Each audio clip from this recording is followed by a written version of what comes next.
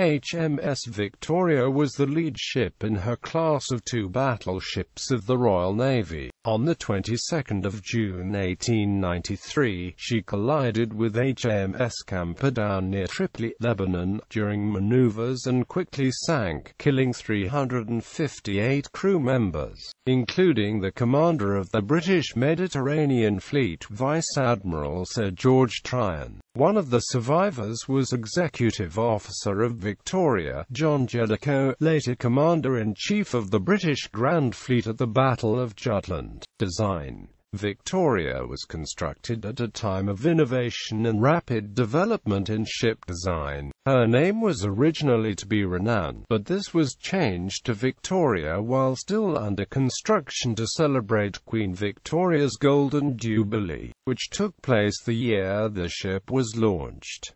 Her arrival was accompanied by considerable publicity. She was the largest, fastest and most powerful ironclad afloat, with the thickest armor and the heaviest guns. She was the first battleship to be propelled by triple expansion steam engines. These were constructed by Humphreys, Tennant and Company of Deptford and had cylinders of diameters 43 in, 62 in and 96 in with stroke of 4 feet 3 in.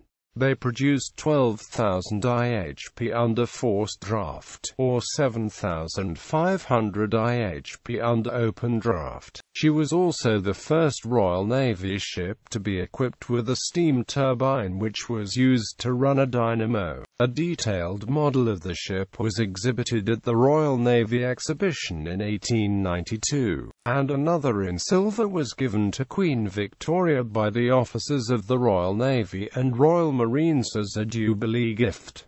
Design limitations. Despite the ship's many impressive features, compromises in the design meant that she proved less than successful in service. The ship was nicknamed the Slipper because of a tendency for her low foredeck to disappear from view in even slight seas. The forward deck held a single turret with 2 BL 16.25 in Mark I guns. The 16.25 in gun was chosen because similar large guns had been used in foreign ships, and because of difficulties in obtaining the Navy's preferred 13.5 in design. The great weight of the forward turret with its 2 guns meant that it had to be mounted low so as not to detract from the ship's stability, and that a similar large gun and turret could not be mounted aft.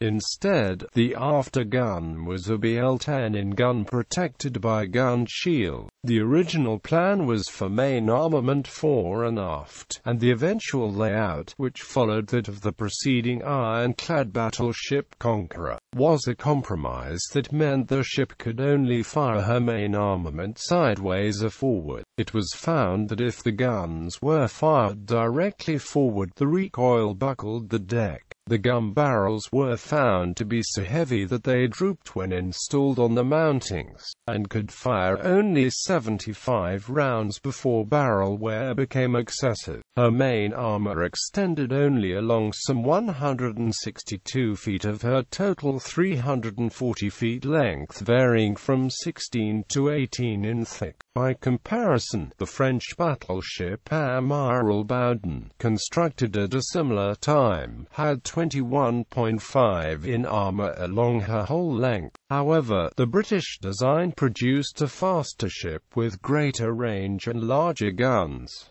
Captains and fleet commanders. Victoria was first commissioned in March 1890 by Captain J. E. Stokes, who took the ship to the Mediterranean. This crew then swapped ships with the crew of Camperdown, so that Captain J. C. Burnell now took command. The ship was now a flagship of the Mediterranean Squadron commanded by Vice-Admiral Sir Anthony Hoskins. In 1891, Sir George Tryon succeeded as fleet commander and Captain Maurice Burke became the new flag captain on board Victoria.